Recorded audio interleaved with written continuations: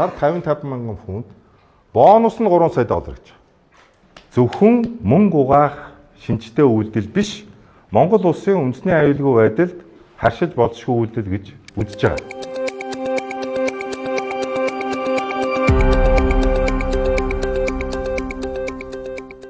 Эрдэнэс оюу толгой компаниас нууцлалын тамхтаагаар 20 сая доллар оюу толгой компаниас авсан бөгөөд энийг нууцлалын тамхтаагаар зарцуулсан асуудлын талаар өмнө нь бас пост илэрч тавьж байсан. Засгийн газрын хэрэглэх газарт тагнуулын эрхээ газраас 2025 оны 9 сарын 26-ны өдөр хууль хүчин төгөлдөр мөрдөж эхэлснээс хойш хугацаанд төрийн өмчит хуулийн этгээд, төрийн өмчийн оролцоотой хуулийн этгээдээс албаны нууцт хамаарах мэдээллийн жагсаалтыг боловсруул тагнуулын байгууллагаас санал авч баталж байгаагүй болно. Нэр бүхий төрийн өмчит хуулийн этгээд нь үйл ажиллагаандаа нууцын дарцаар тэмдэглэсэн байна. Энэ нь албаны нууцт хамаарахгүй буюу байгууллагын нууцын тухай хууль заасны дагуу нууцлсан мэдээлэлд хэрэглэж байгаа нь албаны нууцт хамаарахгүй мэдээлэл текст хэрэглэхийг хориглоно гэж яасныг зөрчиж байна. Албаны нууц мэдээлэлд хэрэглэх дардас тэмдэглэгийг хэрэглэж буй анхааралдаа авна гэсэн бичгээр ирсэн. Өөрөөр хэлбэл энэ анхнаасаа нууц биш байсан гэдгийг тагнуулын байгууллага энд өгүүлэлтээр нотолсон. Хууль зөрчиж нууцад авсан байна гэдэг баримт нь энэ байна. За энэ ер нь ямар асуудал болсон юм бэ гэдгийг та бүхэнд эхнээс нь танилцуулъя. 2021 оны 11-р сарын 10-ны өдөр засгийн газрын хуралдааны тэмдэглэлд 2 гадаадын хөрөнгө оруулагч талтай үр дүнтэй хэлцээр хийхэд шаардлагадах зөвлөх үйлчлэгээний зардлыг санхүүжүүлэх зорилгоор Эрдэнэс оюу толгой компани эх оны төсөвт холбогдох санхүүжилтийн хүүсвэрийг тооцсон тусгуулах арга хэмжээ авахыг Эрдэнэс оюу толгой компани захирал Цэрэнбатад даалгаж шийдвэрлсэн байна. Энэ өдрөөс 1 хоногийн дараа буюу саяны яриад байгаа 20 сая долларыг оюу толгой компани Монголын засгийн газарт өгөх шийдвэр гаргахаас 1 өдрийн өмнө Монголын засгийн газар 20 сая долларыг яаж зарцуулах вэ гэдэг шийдвэр гаргацсан байсан гэсэн. Засгийн газар зарцуулах шийдвэр гаргасны маргааш нь оюу толгой компани туз Монголын засгийн газарт 20 сая долларыг 4 жилийн хугацаанд жил болгон 5 сая долларыг төслийн хяналтын чиг үүргийг гүйтгэхэд гарсан төлбөр зардлыг хянах гэсэн ийм зориулцтайгаар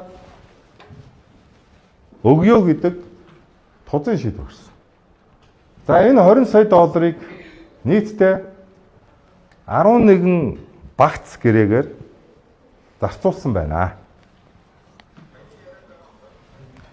За энэ 11 багц гэрээг багцлж та бүхэн танилцуулга хэлбэрээр харуулж байна. Жишээлбэл 21 оны 10 сарын 1-ээс 22 оны 10 сарын 31 гэсэн 13 сарын хугацаанд энэ гадаадын иргэдтэй нэг өдрийн ажлын өрсөн 5500 фунт, сар 55 мянган фунт, бонус нь 3 сая доллар гэж. Бонус нь. Ийм гэрээ бол ерөөсөө мэдэхгүй байна. Юуны бонус юм мэдэхгүй. За мөн бонусын төлбөрийн 15% хүртлээр тэнцэх хэмжээний урамшууллыг захиалагч өөрийн үзмжээр олгож болно. Дахиад. Гэрээнд байгаа анхаарал татж байгаа заалтууд энд байна. Ричард Боули гэж иргэнтэй өдрийн 2200 фунт, сарын 33 мянган фунт. Дахиад бонус нь 3 сая доллар. Дахиад бонусын төлбөрийн 15% тэнцэх хэмжээний урамшуулал захиалагч өөрийн үзмжээр олгож болно. За ийм гэрээнүүдийг байгуулсан. За энэ гэрээнүүдэд урьдчилсан байдлаар дүгнэлт хийж үзсэн. Хууль зүйн сайд болоод энэ гэрээнүүдээр урьдчилсан байдлаар дүгнэлт хийж үзсэн. За тэрийг харъя. За энэ дотор зөвхөн олон нийтэд гаргасан юм Атикус гэж нэг компани тухай ярьж байна. Atticus гэж компанитай 2022 оны 3 сарын 21-ээс 23 оны 3 сарын 21 өдрийн хүртэл хугацаанд 12 хугацаатай гэрээ байгуулсан. Эхний 6 сард 500 мянга. Үүнээс 305 мянган ам доллар нь халааснаас гарах шууд зардал гэдэг нэртэйгээр pocket money гэж. 500 мянган долларын ажил гүйцэтгэх гэрээний 305 мянган халааснаас гарах зардалт ч өгж байгаа гэж өгж гэрээ байна. Дахиад 23 оны 1 сарын 1-ээс 23 оны 7 сарын 1-нд 6 сарын хугацаатай 500 мянган доллар. Дахиад 320 мянган мөн pocket money. Халаасны мөнгө. 23 оны 3 сарын 16-наас 200 мянган долларын мөн дахиад гэрээ хийгээд байгаа. Гэрээний хугацаа дуусаагүй багт гэрээ хийгээд байгаа. Нэмэлт гэрээ хийгээд байгаа. 23 оны 10 сарын 1-ээс 24 оны 7 сарын 1 дахиад 500 мянган доллар. Дахиад 140 мянган дахиад карбаны мөнгө гэж байна. За энэ гэрээг ямар зорилготой байгуулад байгаа юм бэ? Энэ одоо юу хийх гээд байгаа юм бэ энэ гэрээний үр дүнд? Дэлхийн эдийн засгийн форум, Дэлхийн наадам, Invest Mongolia цуврал арга хэмжээ, хэвлэлийн албаны дэмжлэг сэтгүүлчтэй харилцсан, Эрдэнэс оюутлогыг олон улсад сурталчилна. Маш ерөнхий нөхцөлтэй гэрээ гэж хэлэхэд хэцүү бичиг баримт үлдгэсэн байна. Яагаад гэрээ гэж хэлэхэд хэцүү бичиг баримт гэж хэлээд байгаа вэхээр хоёр талд харилцан зурлалцсан, санал солилцсон гэрээний нөхцлүүд тэр байтугай гарын үсэг. Гүйц захирлын гарын үсэг мөн үү гэдэг нь эргэлзээтэй гэд өртсөн байдлаар дүгнэж байгаа. Нийтдээ Atticus гэж саяны одоо 20 сая долларын зарцуулалтаас 2000 за би энэ огног дахиж төгсгөлд дахиад ярина. Та бүхэн энийг сайн татаад аваа. 2021 оны 10 сарын 1-ээс 22 оны 10 сарын 31-ний хооронд Maurice Duffy гэж хүнтэй 715 мянган фунт стерлингийн гэрээс. Richard Bowley гэж зөвлөгтэй 429 мянган фунт стерлингийн гэрээс. Энэ огноог нь бол 21 оны 10 сараас 22 оны 10 сар жилийн хугацаатай гэрээ шүү. Өөрөөр хэлбэл 1.3 сая фунт стерлингийн гэрээ ихсэн. Саяны ярьж байгаа Atticus гэж компанитай 22 оны 3 сарын 21-ээс 23 оны 10 сарын 1 хүртэлх хугацаанд 4 удаагийн гэрээгээр 1.1 сая 760 сая ам долларын гэрээ хийгдсэн. За энэ бол Atticus компани 1.7 сая ам долларын гэрээний тайлан гэж Atticus компаниас нууцын тамхтайгаар ирүүлсэн тайлан энэ үү. 4 удаагийн тайланд Монгол хаан жүжигийг олон улсад сурталчилсан гэдэг тайлан ирүүлсэн энэ компани. Энэ тайлангаас авч үзэхэд ерөнхий сайдын гадаад айлчлалуудыг зохион байгуулсан гэдэг тайлан ирээд байгаа. Тэр байтугай Англи улсад бүртгэлтэй гэх хоёр хүний эзэмшилтэй гэх энэ компани Монгол улсын ерөнхий сайд, Монгол улсын ерөнхийлөгч, Монгол улсын гадаад хэргийн сайд, Монгол улсын соёлын сайд энэ гадаад айлчлалыг зохион байгуулсан. Хэлэх үгийг нь бэлдсэн. Википедийг нь янзалж өгсөн гэдэг ийм тайлангууд ирсэн. Монгол улсын үндэсний аюулгүй байдлын зөвлөлийн гишүүдийн гадаад айлчлал түүний хөтөлбөр ярианы сэдв улсын маш нууцын зэрэгэлд байдаг. Үндэсний аюулгүй байдлын зөвлөлийн гишүүдийн гадаад айлчлалыг зөвхөн Монгол улсын гадаад хэргийн яам зохион байгуулдаг. Монгол улсын гадаад хэргийн яам ийм компанийг мэдэхгүй бөгөөд ийм компанитай хамтарч ажиллаж байгаагүй гэдгээ нотолж мэдгэл гаргасан.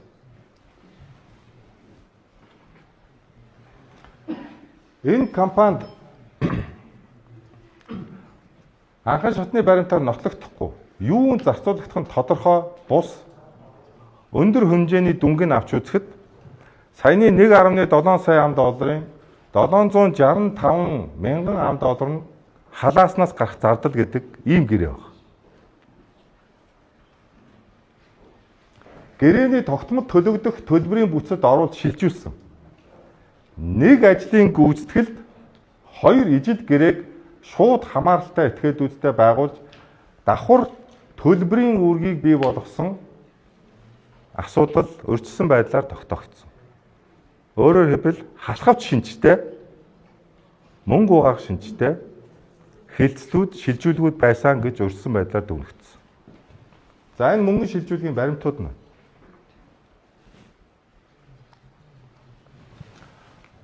Монгол улсын гадаад хэргийн сайдын эрхлэх асуудлын хүрээнд Монгол улсын гадаад сурталчилгаа хамаардаг.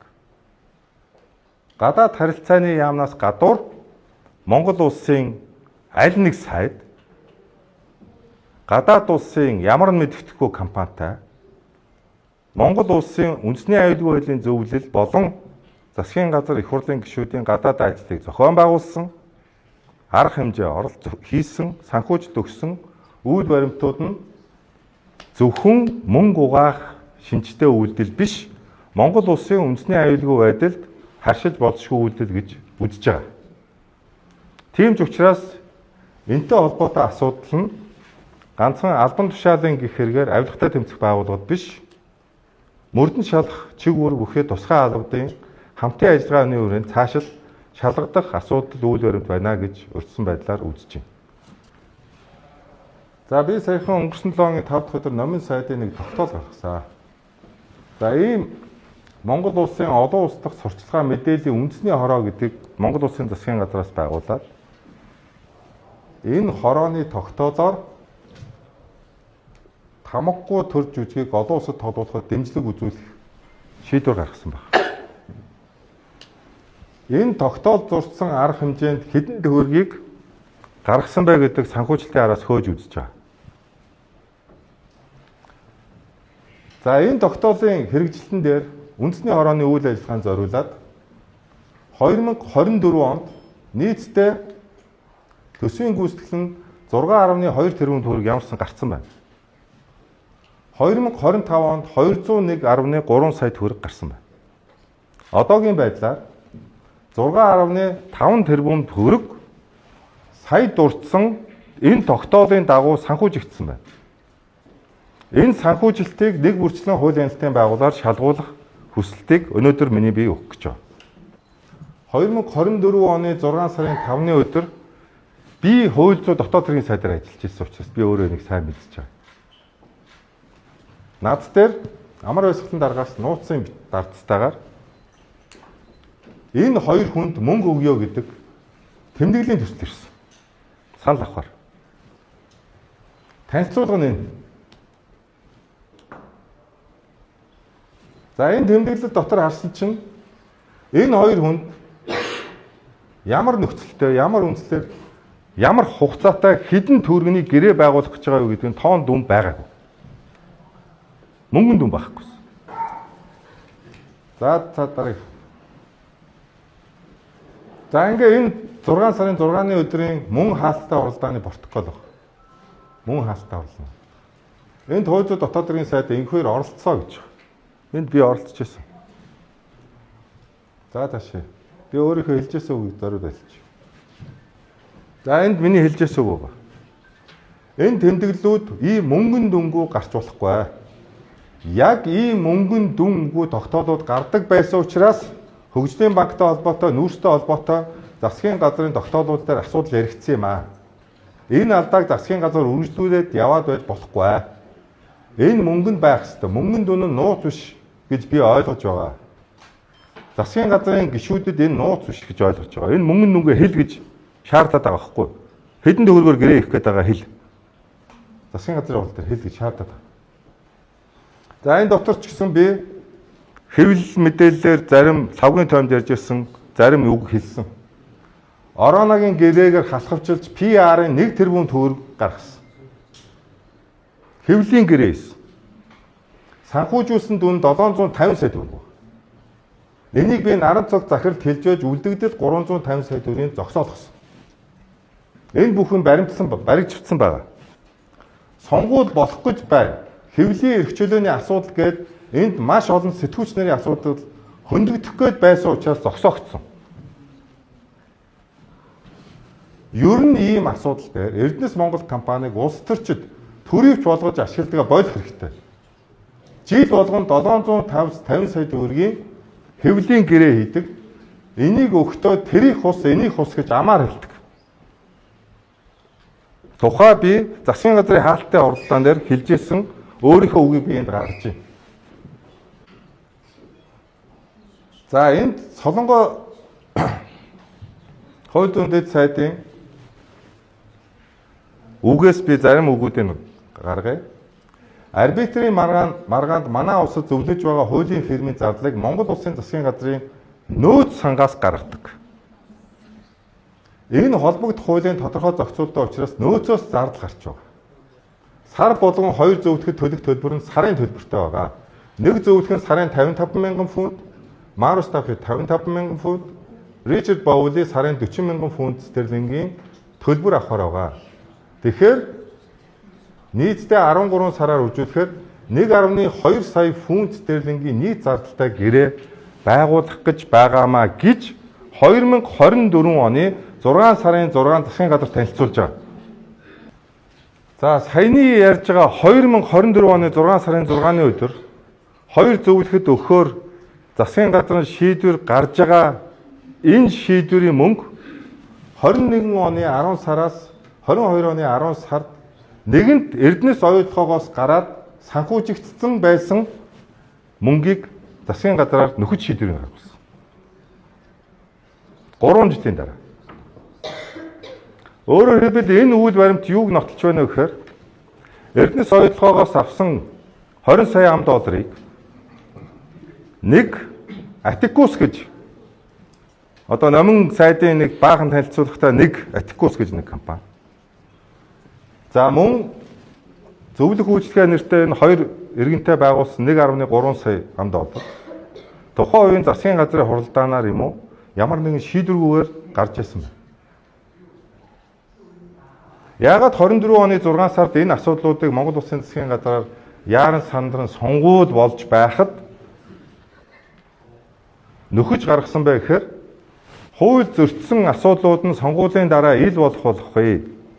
Энэ араасаа асуудал үүсэхий гэдэг агуулгаар нэгэнт 3 жилийн өмнө гарцсан байсан энэ их мөнгүүдийг гаргах шийдвэрийг 3 жилийн дараа Монгол Улсын засгийн газраар нөхөж тэмдэглэл гаргасан. Гэдэг нь энэ нотлох баримтуудаар нотлох.